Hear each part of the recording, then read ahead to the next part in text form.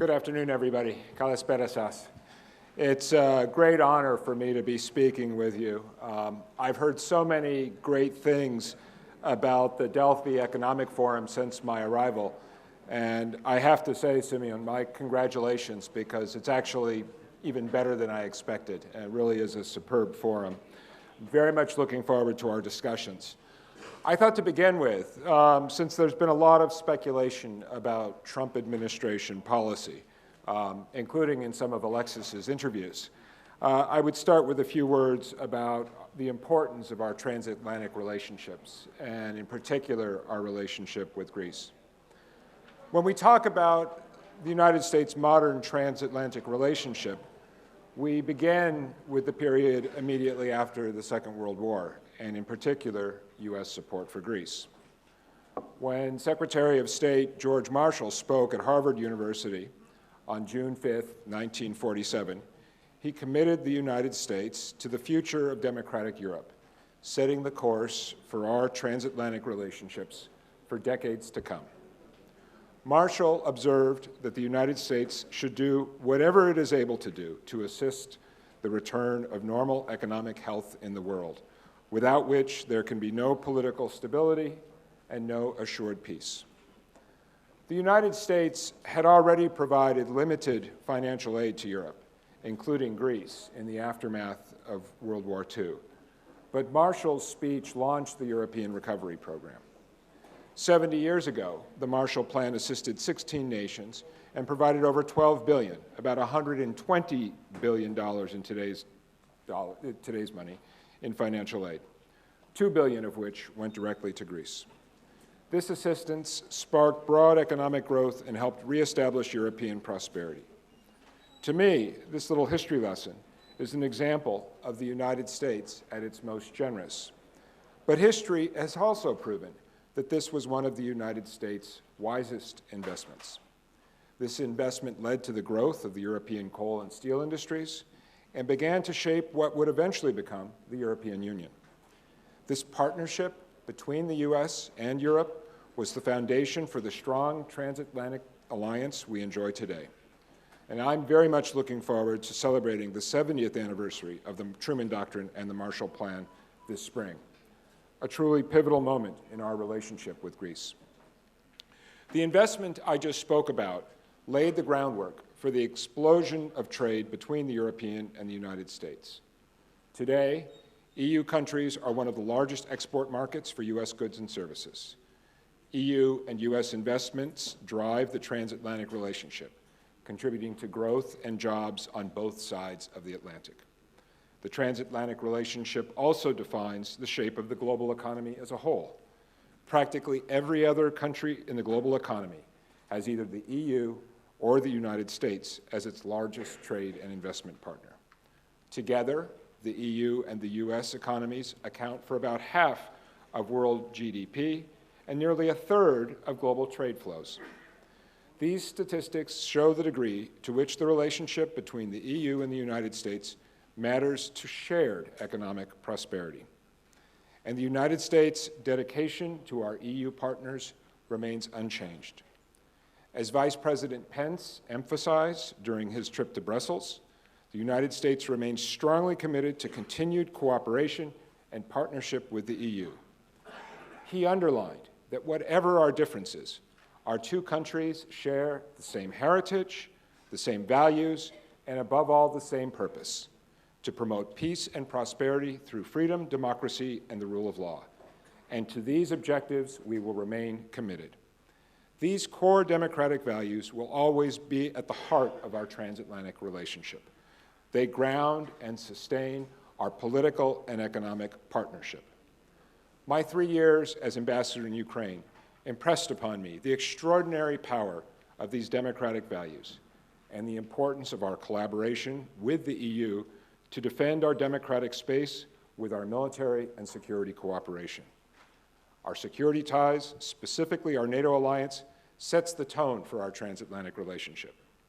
When we approach our most difficult global security problems, fighting ISIL, addressing ongoing conflicts in the Middle East and North Africa, managing the unprecedented migration flows to Europe, or countering Russian aggression, we rely first on our NATO allies. When we face threats to our collective security, we must face them together. Our NATO alliance has endured for decades. It is a cornerstone of U.S. engagement in Europe and our greatest means of promoting peace and prosperity here in Europe and throughout the world. In his first address to Congress earlier this week, President Trump stated in no uncertain terms, "We strongly support NATO, an alliance forged through the bonds of 2 world wars that dethroned fascism and a Cold War and defeated communism."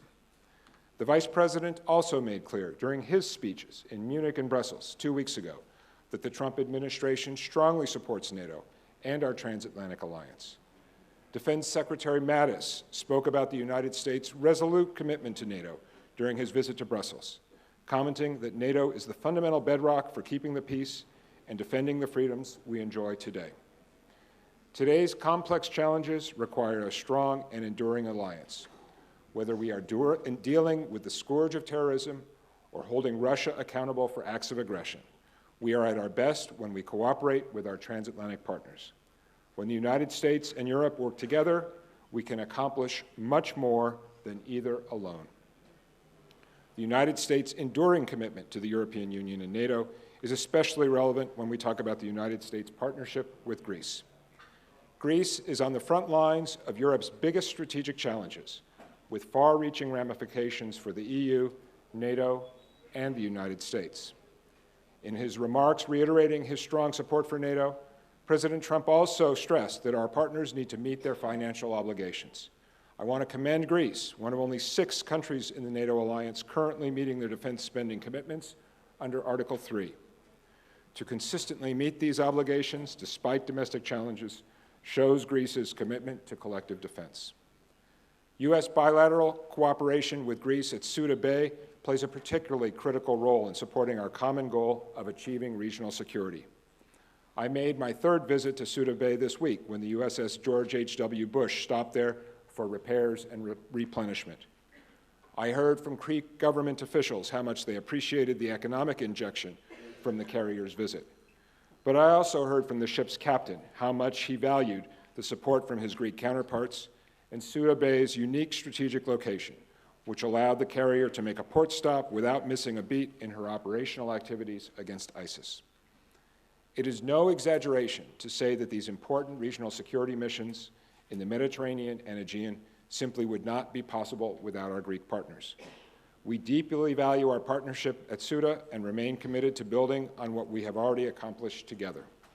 Since I arrived in Greece, I've had the honor of welcoming numerous U.S. military leaders who are here to meet with their Greek counterparts and further strengthen our excellent defense cooperation. Despite how strong our military and security relationship already is, I believe we can continue to build on our partnership and further improve our collaboration. Greece has been a stabilizing force in this region and a steadfast ally and partner for the United States. I want to see Greece play an even greater role as a pillar of regional stability. Of course, economic stability and prosperity are important elements of any effort to broaden Greece's role in this region and in Europe. And therefore, my #1 priority is to sustain the U.S. effort to spur growth and sustain economic recovery in Greece. This was articulated last year by former Secretary Treasury Liu, who said that you have to fix the foundation to have a strong Greece.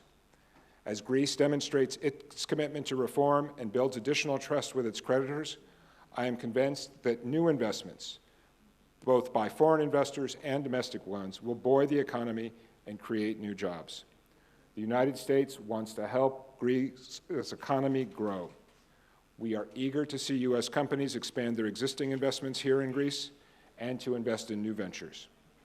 One of the things we're working on this year at the Embassy is a roadshow and a trade mission planned for June in the United States. We're also engaged with the American pharmaceutical industry and the Greek government to support a healthcare investment initiative. And I am strongly committed to supporting programs to stimulate entrepreneurship.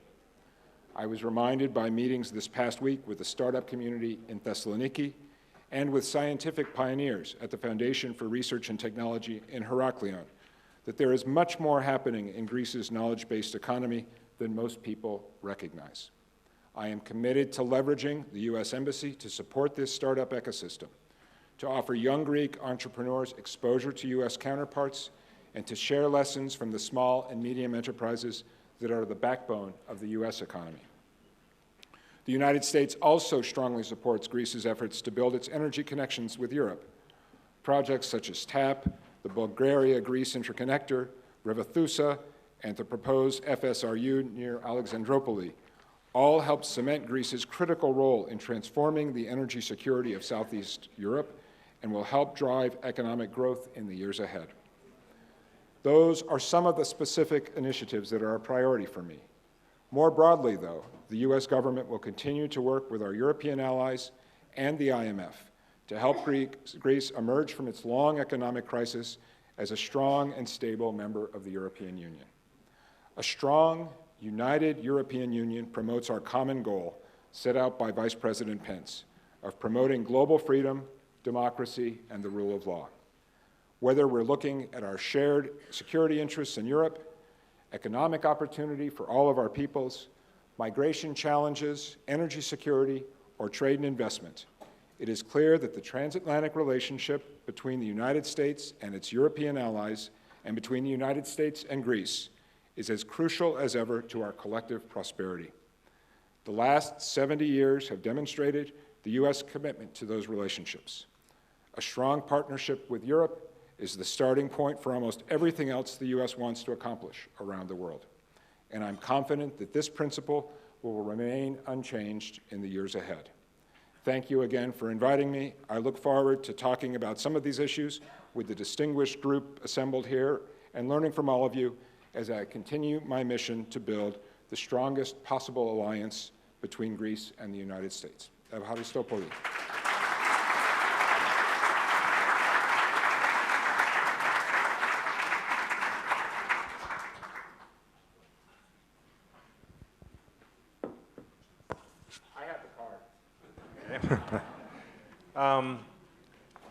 Let me ask you by sort of a generic question, but how difficult is it to be an ambassador without a clear foreign policy at the time of transition? Alexis is a friend. Transitions are a natural part of our democracy. I've been in this business for almost 30 years. I began my diplomatic career under President George H.W. Bush. So we've seen transitions. This is a particularly challenging one because it comes at a moment of extraordinary and dynamic change in the United States, but really around the world. But I think, as a practical matter, there are certain core principles that have guided U.S. engagement with the world, certainly since the end of the Second World War. And as I tried to lay out in my remarks, I am convinced that the strategic rationale behind the U.S. relationship with Greece is as solid today as it's ever been. And indeed, the opportunities are probably greater than they have been, at least in a generation, because of the changes that have happened in Greek public attitudes towards the United States and the opportunities that's created for us to grow and expand the various dimensions of our alliance. Well, let's clarify some of the issues. There's a big debate, for example, about whether the new administration is in support of the European Union and the Eurozone. Have you seen any change, or is it absolutely clear that there's a continuity in U.S. policy? I think President Trump, Vice President Pence, Secretary Mattis, Secretary Tillerson have all done their best to clarify where the bottom line of U.S. policy lies. The details have not been worked out, and nobody's made any secret about that. We're going to have difficult issues that we need to work through, but that has been the case of past eras of U.S. foreign policy as well.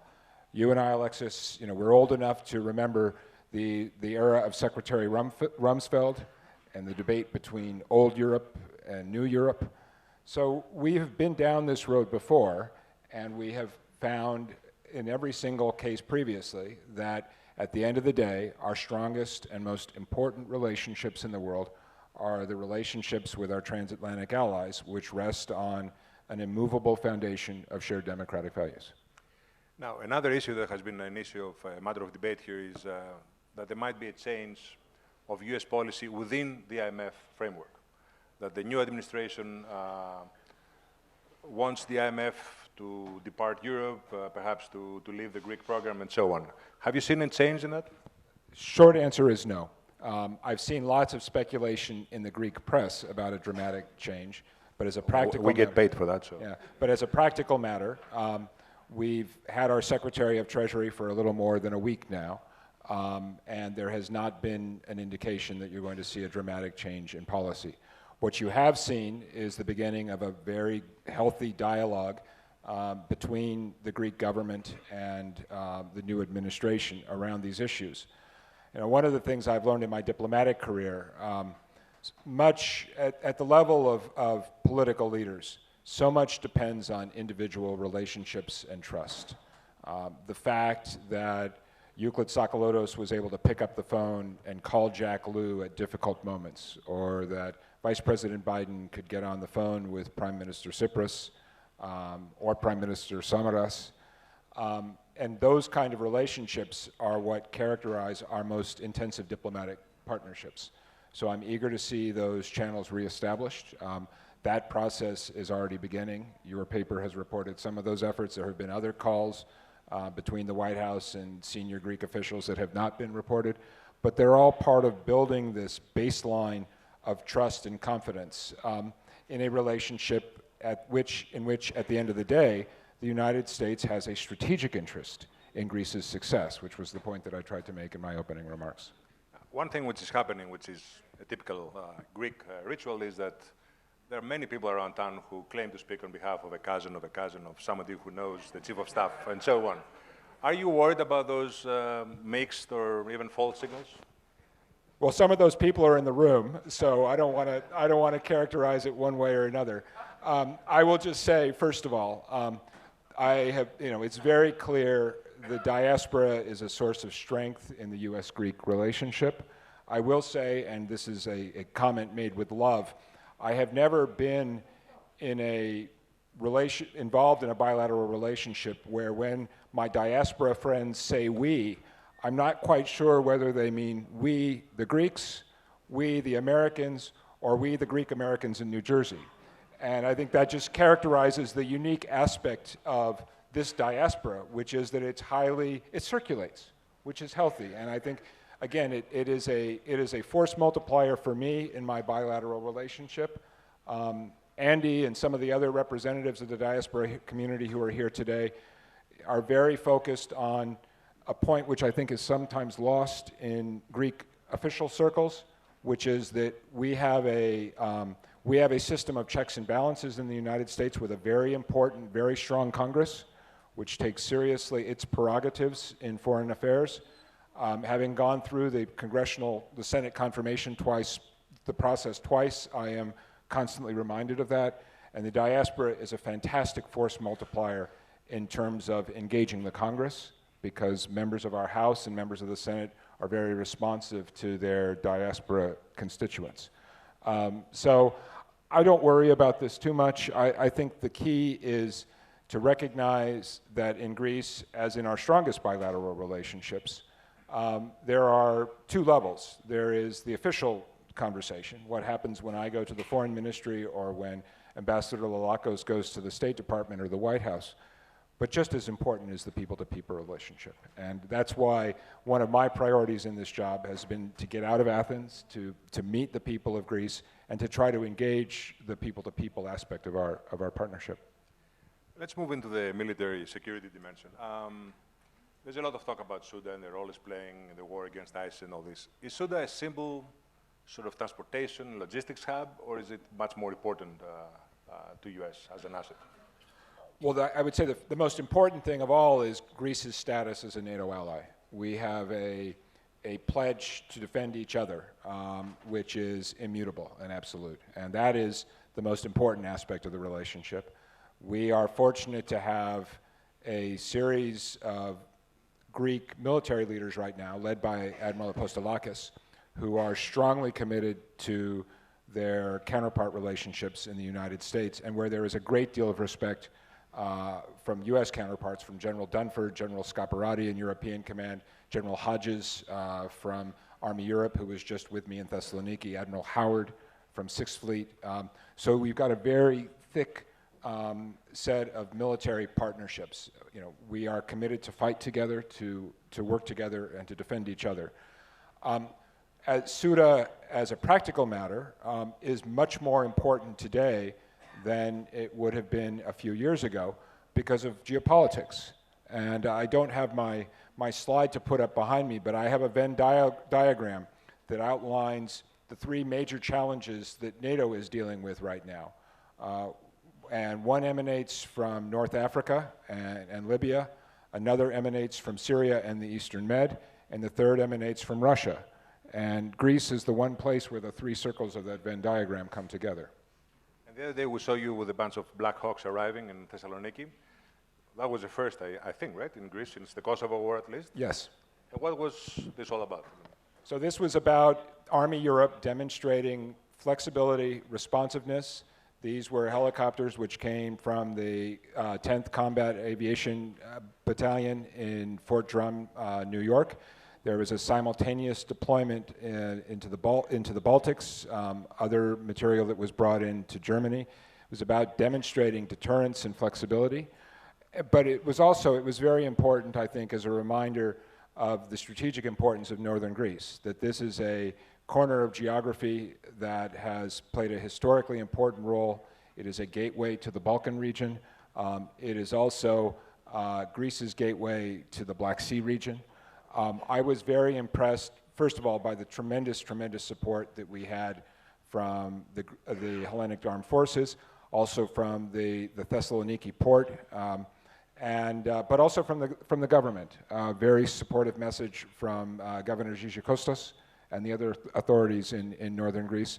I'm very hopeful that we will find ways to continue to develop that facet of the relationship as well. Now, you are very well aware that there have been a lot of tensions in the Aegean lately. Every Greek prime minister since President Johnson's days knew that when this happened and when this reached the critical level, they knew who to call. They would call the White House, and Dean Acheson or Cy Vance or somebody else, or Dick Holbrooke will appear here. The question is there anybody to call now if things get out of hand? And will there be a response? Because there is a lot of uncertainty about this. So the first point I would make is we're already engaged. I wouldn't be a very good diplomat if I described the content of those diplomatic discussions, but let me assure you that both my embassy and our embassy in Ankara have been strongly focused on the recent rhetorical escalation in the Aegean. We've been watching this very closely and are closely engaged. I think it's also very important to recognize the communications that are going on between Athens and Ankara. And what I will say about my own contacts with the Greek government, with foreign ministry officials, with defense ministry officials, with security service officials, it's very clear to me that the Greek government is not interested in escalating this crisis, and that the Greek government is behaving very responsibly to try to preserve the status quo.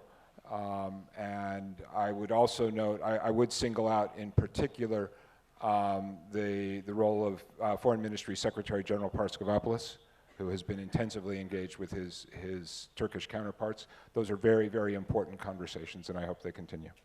So you're not concerned that this could escalate into a hot instant, as we call it here? I worry about accidents. I think anytime you have dangerous military systems operating in close proximity to each other, there is a risk of an accident, and I think we should all be concerned about that.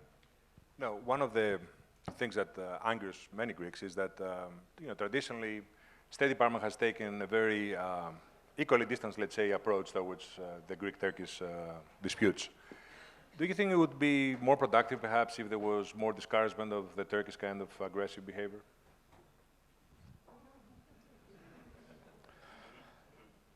I think there are two countries. I would argue that the two NATO countries who are most interested in the relationship with Turkey are Greece and the United States. Both of us have a large stake in a Turkey that remains a democracy, stable, anchored in European institutions. Both of us are interested in seeing a Turkey which is focused towards the West. And that, at this point, is the focus of our diplomacy. And I think that's probably the right approach certainly for U.S. interests, but I would also argue it's the right approach for Greek interests. Now, the previous administration was very involved in the Cyprus issue, Vice President Biden and others. This seems to be stalling right now because of the referendum in Turkey, I think all of what's happening in Turkey right now. Do you think this is over, or is it going to be another effort, another round of this? I hope it's not over. I have been talking to my colleagues. I think there is a sense that there is a unique window of opportunity created by the two leaders on Cyprus, and that it would really be a shame to lose this window of opportunity. You're right, we went through a transition process. We've lost Assistant Secretary Nuland. We've lost Vice President Biden. So Vice President Biden's last telephone call with Prime Minister Tsipras was, I think, on the 18th of January, 2 days before the inauguration, and it was largely focused on Cyprus and how we wanted to work together. I will add at a personal level, I was delighted by Vice President Biden's commitment to remain engaged out of office on the Cyprus issue, because it is so important to creating opportunities in the Eastern Mediterranean over the long term, whether it's on economic issues, energy issues. It was an important step, I think, that Secretary of State Tillerson had a phone call a couple of days ago with both Anastasiades and Akinci. I think that says that the new administration is not going to just drop this ball. And as I said, I think it would be a real shame to discard all the work that's already been done by the leaders, and also Kay Ida and everybody else. The last question, because we got a very strong signal that we have to wrap it up, is what is the one thing that has really surprised you? And I'm not talking about the weather or skiing in Greece. I think can I say two things that have been based on, and Mary and I had come to Greece before as tourists, but the biggest two surprises for me as I sort of put aside my briefing materials and the preparatory work that I had done in Washington and came to Greece. Most important, number one surprise, the resilience of the economy. There is a perception in many academic circles in Washington that the Greek economic story is hopeless. The sort of tale of Sisyphus, that it's always going to roll down. That's simply not the case. And as I said, I've put a lot of energy into the entrepreneurship area. I was blown away by what I saw in Heraklion on Wednesday, the cutting-edge science that's being done at the institute there. I've been constantly impressed by the startup culture of this country, the resilience. Anybody who spends time talking to young Greek entrepreneurs realizes that this country's problem is not a lack of business savvy or hard work or entrepreneurship. So that, number one surprise. But the other one, the second one that if you would indulge me, is the intensity of activity at Suda Bay, how important that facility has become, not just to the United States, but our German allies, our Dutch allies, our British allies. There is just a lot of stuff that is moving through and around Suda Bay, which recognizes and reflects the strategic realities of this part of the world right now. It is, as my friend Admiral Stavridis said, this is the hot corner. In American baseball, the hot corner is the place that the ball gets hit to, and for better or worse, the Eastern Med and the Aegean is Europe's hot corner right now. Well, thank you very much, and thank you all for participating. And let me call on Tom Ellis.